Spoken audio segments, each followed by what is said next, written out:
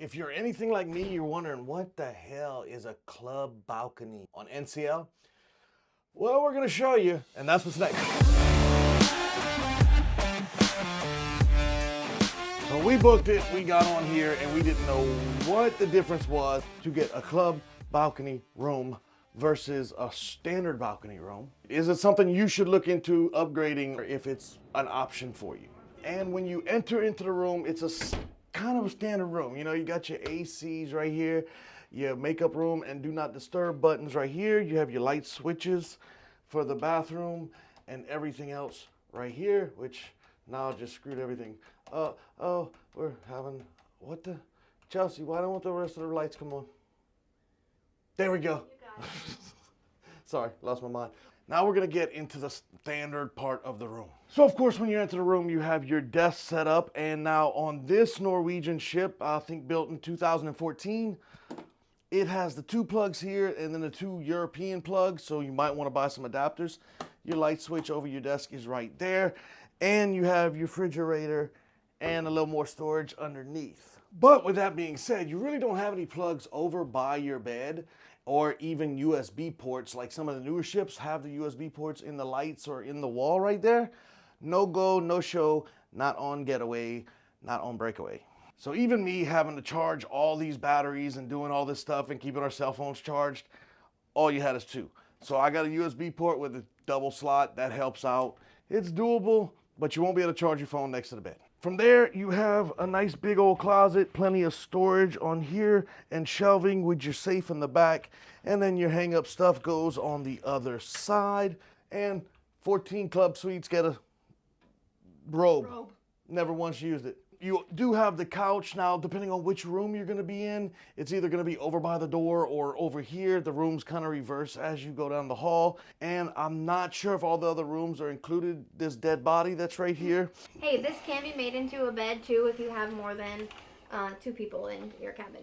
So once you get past the couch bed, you have your regular bed, which they slide them together or slide them apart, depending on your sleeping situation. Storage above, with the sconces on either side, where every light in this room, when you turn it on, takes like 5.5 seconds to turn on.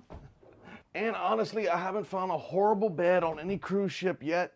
I think the worst one ever was Margaritaville.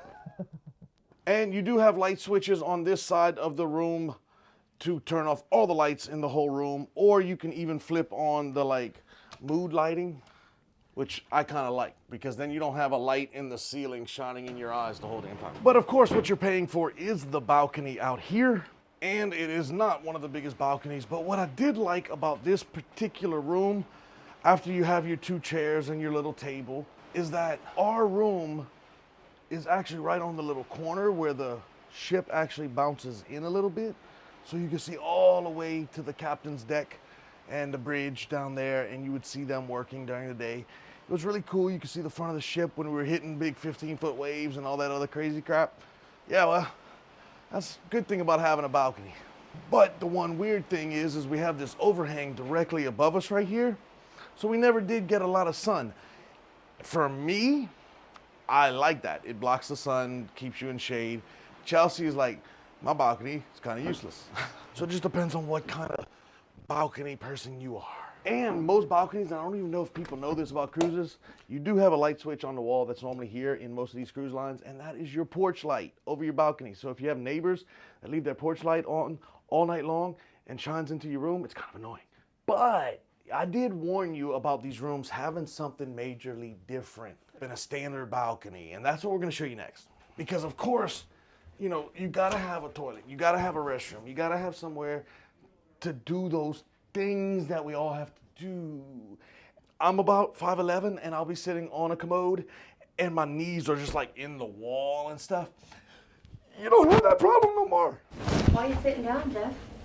Yeah, Chelsea, sometimes I do have to sit down. I don't sit down when I pee. From my other room tours, I always thought Chelsea was the silent type. She's not so silent in this one. Nevertheless, bathroom doors has hangers on it. Your commode is actually sticking right here where it is not jamming you up against the bathtub. I said bathtub. There ain't no bathtubs. You better get a big big time royal suite to get a bathtub. But in this one, plenty of space in the corner. You got your towels hanging up. You got your drinks and hand lotion and plenty of table. Look at that. We have a double vanity in this bathroom. Bruh, the one thing I was not expecting in this is this size of a shower. Every shower I've been in on every cruise lines, you know, you're bumping the walls. And this one is huge, but it even has a better bonus inside the shower. Not only do we have the regular shower like this, so you kind of have the rainmaker up here that goes up and down. So here's your temperature to set your temperature, but this bottom nozzle you pull out, but if you stick it in different positions, you have like 6 sprayers that can spray all kind of weird parts of your body. And if that's turned on like that when you get in here, it's pretty wild. You can put it in all kind of different situations, whatever situation you're looking to have. Go ahead and do it. Have some fun. And I'm seriously not gonna lie to you, having the bigger bathroom, the bigger shower that both of us could get in here and do whatever we needed every morning was a privilege. It was quite wonderful. So in my actual humble opinion, and I'll see what Chelsea thinks too. I love the club balcony. Is it worth it if you can get it for like $100 more or $200 more? I think it is actually worth it. Because that bathroom is huge. And it's really, I have really thick, long hair. But overall, it's the size that matters. It's really hard to wash your hair when you just have a curtain wrapped around you and you can't, like, move your arms to wash and shampoo and... Every time she showers, she still banged her elbow against the shower wall. And if you can get it even cheaper than that, that would be fantastic, because just space. Space is essential, because this is the last night and we're headed out. Have a good night. See you on the next detour. Later.